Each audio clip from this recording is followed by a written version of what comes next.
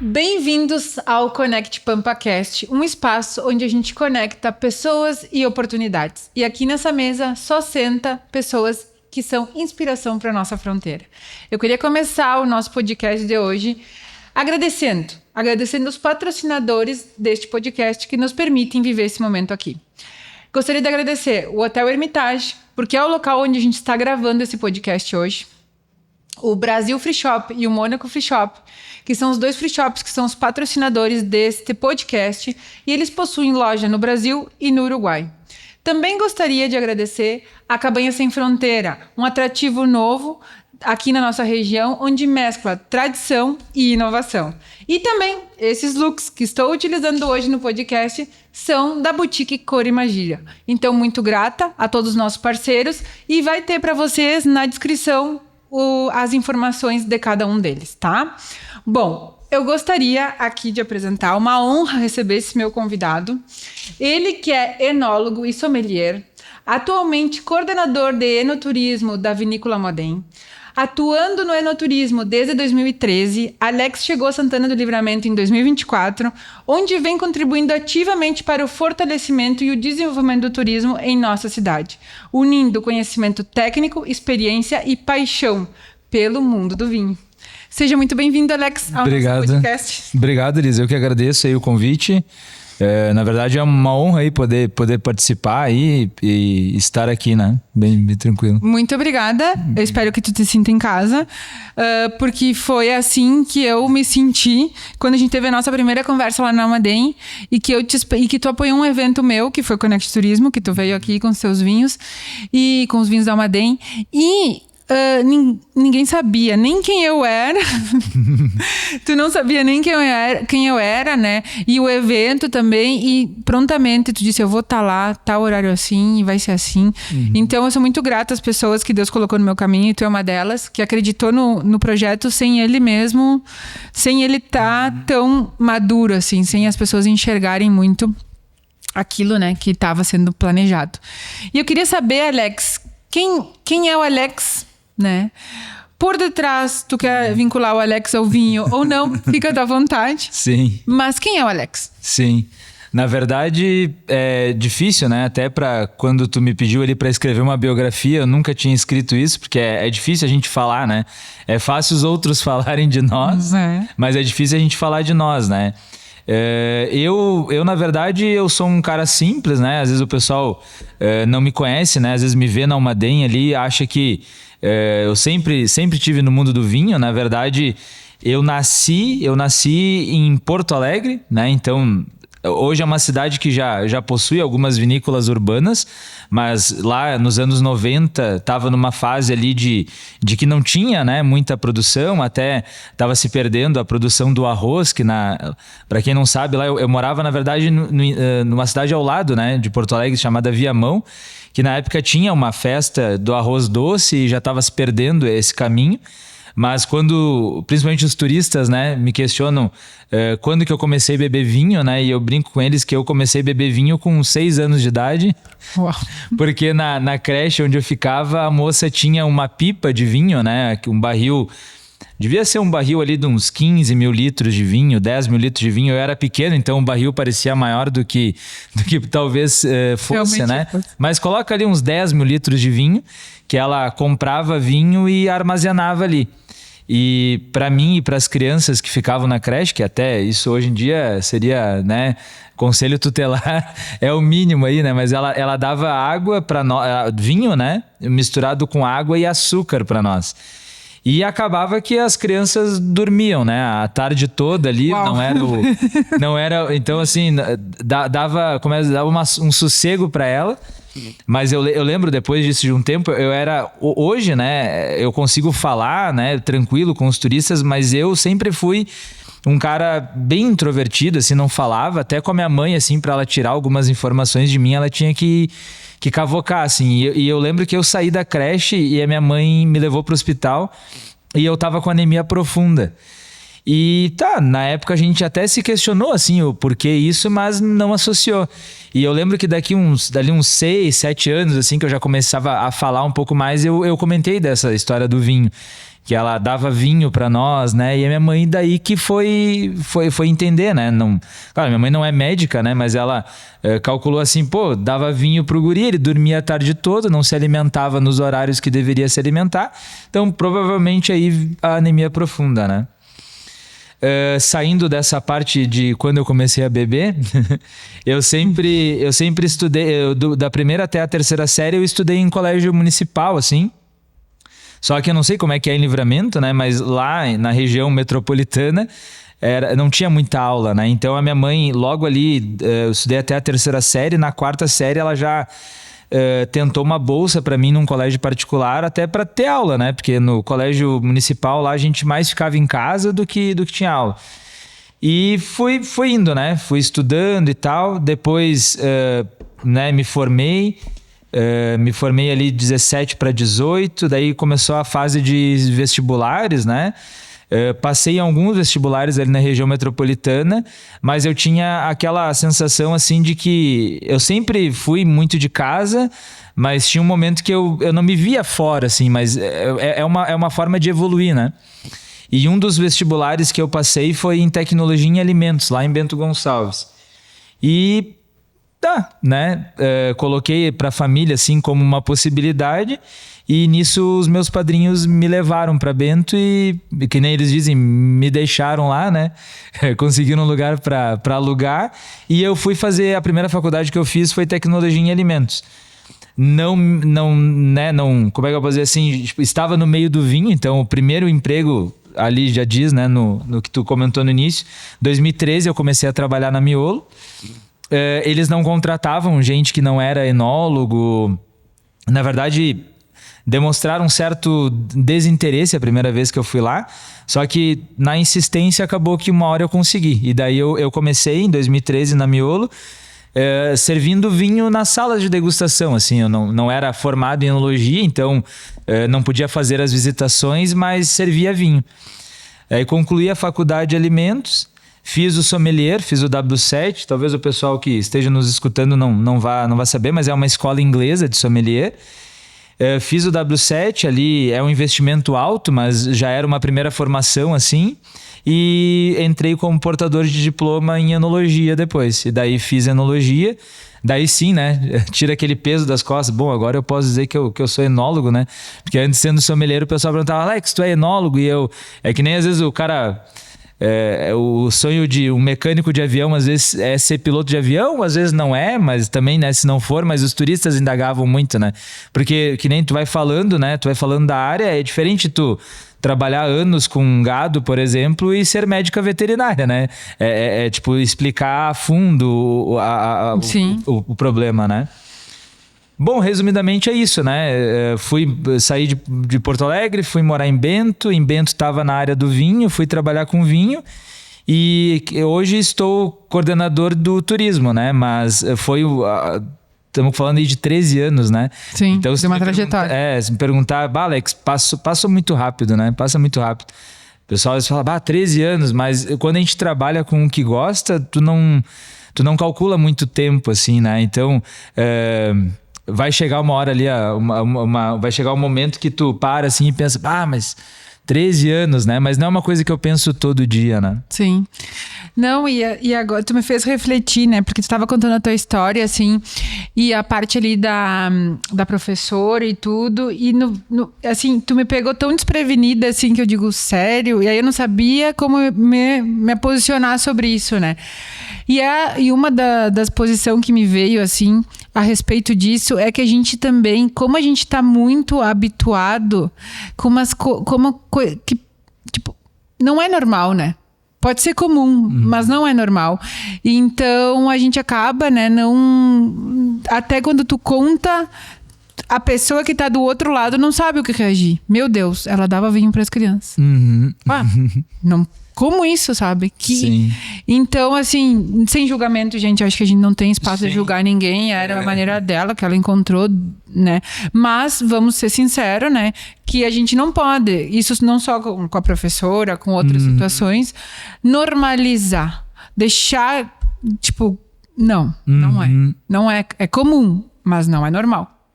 É comum, mas não é normal. Então, eu acho que isso foi uma coisa que me pegou, porque até depois eu perdi um pouco assim, de, mas como é que eu reagi nisso? É que vem, né? A gente tá aqui, mas a gente sempre tem os julgamentos internos. Tô aqui falando contigo, tipo, eu acho que eu reagi equivocado pra uma situação que é muito mais séria, né? Mas aí eu queria fazer esse gancho, assim, pra gente refletir um pouquinho, né? Aproveitar o meu momento, o meu erro, ou o meu momento que eu não estava tão bem posicionada. O que é normal e o que é comum, né? E trazendo isso, assim, acho que toda a tua explanação foi muito verdadeira, assim, e tudo o que tu trouxe da tua trajetória, e é bem isso. A gente pode passar 20 anos, 30 anos, mas tu achou o que tu veio nesse mundo para fazer, não pesa, né? É leve. Sim. E a gente sempre tá buscando, né? Evolução. E eu te faço uma pergunta, Alex. Qual foi o momento mais desafiador que te exigiu uma força, assim, para te dizer, é o momento que me leva para aquele lugar, um lugar mais obscuro, mas também foi aquele momento que me tirou daquele lugar, entendeu? Sim. Na verdade, eu pensava que o maior desafio fosse sair de casa, assim, né? Porque eu, por ser filho único, né? Minha mãe, sempre muito apegada, né? E eu como, às vezes, sempre tava ali em casa, né? Eu lembro que com 6, 7 anos de idade ali, a minha mãe me deu um videogame, assim, porque morava em Viamão, sabe? Não é uma cidade tranquila, né? Não é Santana do Livramento, assim, né? Que é uma cidade menor, né? Então, eu ficava muito em casa, assim, era muito caseiro, até não me via muito saindo de casa. E o primeiro desafio, que talvez não tenha me mudado tanto, que eu tenha percebido tanta mudança, foi essa, né? Foi ter saído de casa, né? Ter saído de casa com... já tinha 18, já tinha feito 18, então já era maior de idade, né? Mas foi um momento que eu tava lá em Bento e eu pensei assim, e se eu ficar doente, né? Quem vai me levar pro hospital, né? Eu vou ter que me levar pro hospital, né? Não vai ter ninguém ali para me levar. Até 2020 eu pensava que esse foi o momento de maior mudança da minha vida. E daí pra gente que é do turismo, tu que é também, né, da hotelaria, trabalha no setor turístico, a pandemia foi o maior desafio para todos nós do turismo, né? Então foi um momento que eu estava numa transição de emprego, eu estava saindo da área de enologia e estava indo trabalhar numa destilaria. E eu lembro exatamente assim, estamos falando ali da a Páscoa de 2020, bandeira preta em Bento Gonçalves, não ia ter mais visitações, não ia ter mais voos, né? E eu lembro que eu ganhei uma caixinha, por isso que eu gravei bem, né? Não gravei o dia certinho, né? Mas gravei que eu ganhei uma caixinha de chocolate da empresa e a rescisão, né? Uau. E a empresa falou assim, Alex, não é nada com o profissional Alex, nós estamos entrando num momento que a gente não sabe quando vai retornar, não tem como garantir, né? E ainda falaram assim, quando finalizar a pandemia, tu retornaria para trabalhar aqui com nós? E eu falei, olha, eu gosto daqui, estava gostando daqui, com certeza retornaria, só não sei se, né, ninguém sabia quanto tempo ia durar, né, e eu brinquei assim, as contas não vão esperar a pandemia, as contas vão continuar vindo, né, então eu ia ter que achar uma outra área que não tivesse parado para trabalhar. Acabou que eu não achei, assim, eu lembro que eu fiquei praticamente 2020 ali, praticamente o resto do ano em casa, assim. Raramente conseguia fazer alguns bicos, assim. Eu lembro que eu consegui um tempo num restaurante, assim, que tava começando a voltar, assim, os serviços, e eu fui trabalhar de garçom no restaurante. Na verdade era para ser o sommelier, né? Mas vocês sabem que não precisa necessariamente só ser o cara do vinho, né? Ajudava a entregar os pratos na mesa e tudo mais. E a pandemia foi assim, quando eu tava exatamente, não vou comentar com vocês o que eu tava fazendo de malabares para poder me manter em pé. Sim. Porque tinha dias que eu tinha, até comentei com os colegas um tempo atrás, teve semanas que eu tinha dinheiro para comprar massinha miojo. E era o que eu comia porque não tinha dinheiro para outra coisa.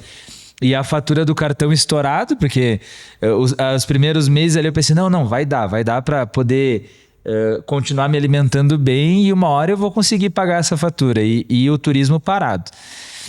Daí, quando o turismo deu uma engrenada, eu consegui retornar para as vinícolas, daí deu uma revolução, assim, né? Mas a pandemia, com certeza, foi assim,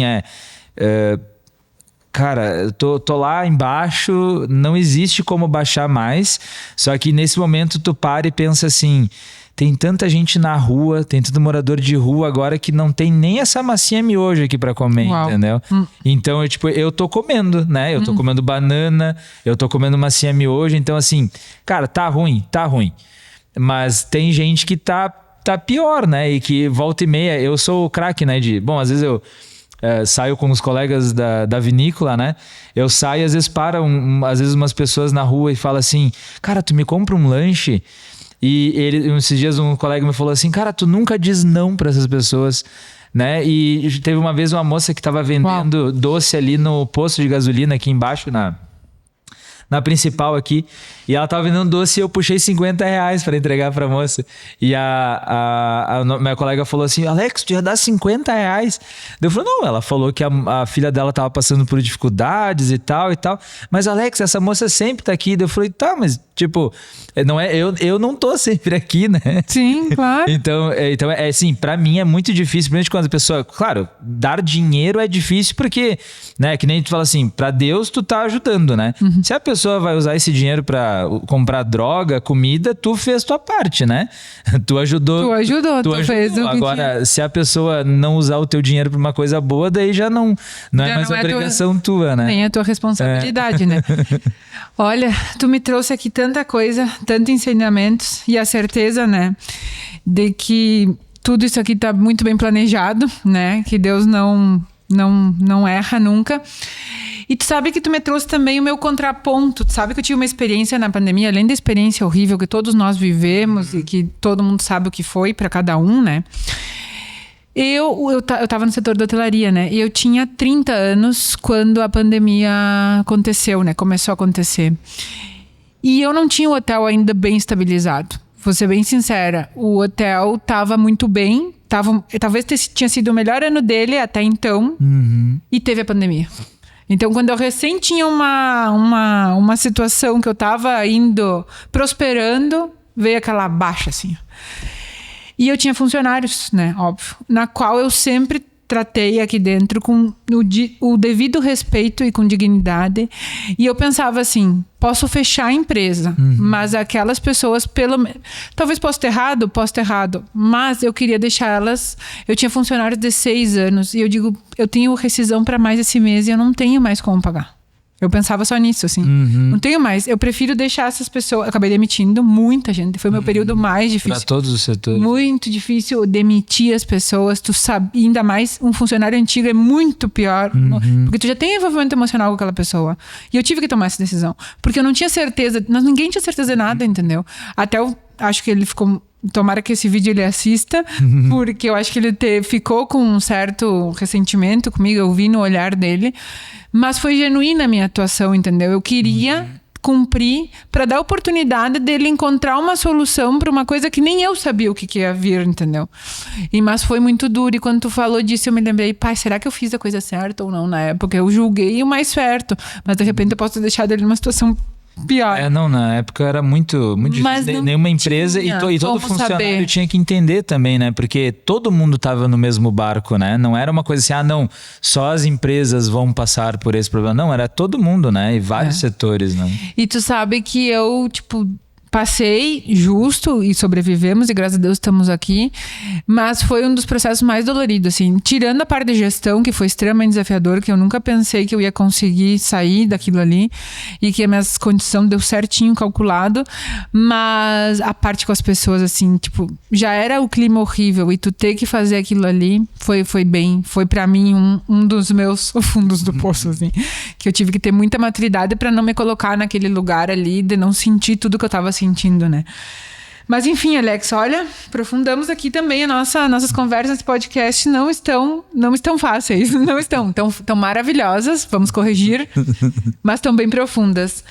Me diz, vamos conversar um pouco mais, depois desse teu momento desafiador, vamos falar sobre turismo. que é um assunto mais leve, que eu não tenho como não trazer esse assunto pra mesa, porque eu acho que o turismo me escolheu. Eu sempre falo, né? Sou médica veterinária de formação. Minha vida inteira foi na pecuária.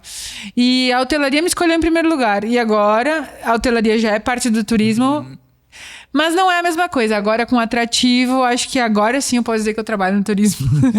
Então, acho que me deu a mesma chancela que tu precisava do sommelier. Eu acho que era o que eu precisava para dizer, tá, eu sou turismo, eu trabalho com isso. Então eu me apropriei disso. E já que estamos falando nisso, me fala o que tu acha que o turismo pode contribuir, né? Que tu que veio de uma cidade que já tem uma estabilidade, uma visão turística diferente, o que tu enxerga aqui para Livramento, assim? Na verdade, eu vim para cá depois que o trem do Pampa já estava operando, né? Então, digamos assim, é um movimento que eu sempre falo pro pessoal que nos visita lá, eu, Alex, não estaria aqui se o trem não estivesse funcionando, né? Porque a nossa demanda ali na Almaden, ela sempre foi bem pequena. Até eu comentei até agora, esses dias, acho que foi na rádio, que antes do trem, né? A gente recebia por ano 1.200 pessoas, né? E agora a gente recebe isso na Almaden por final de semana, né? Então, sexta, sábado, domingo, a gente recebe 1.200 pessoas, né? Então, assim, eu vejo... Bom, Bento Gonçalves, você sabe, né? Começou com uma estrada de chão, começou ali com o seu Valduga ali, abrindo as portas da casa dele, servindo o vinho que ele fazia no fundo de casa, servindo um salame. Então, assim, turismo não precisa começar já com uma estrutura, algo muito, né? Até existem pessoas que já conheceram esse turismo mais... Pô, era o dono que me recebia aqui, me serviu o salame, o vinho. E quando profissionaliza, quando tira ali o seu Valduga, o senhorzinho Valduga ou o senhorzinho Miolo que recebia no fundo de casa, ele sente falta. Pô, por que tá tu aqui agora, Alex? Cadê o seu Antônio Miolo que nos recebia aqui, que servia um vinho, servia um queijo? Olha, a empresa cresceu, não tem mais como ele vir aqui atender essas 1.200 pessoas. Então, tem o Alex, tem a outra pessoa que tá para ele tentar, né, ao máximo fazer o mesmo papel. Claro que é diferente, né?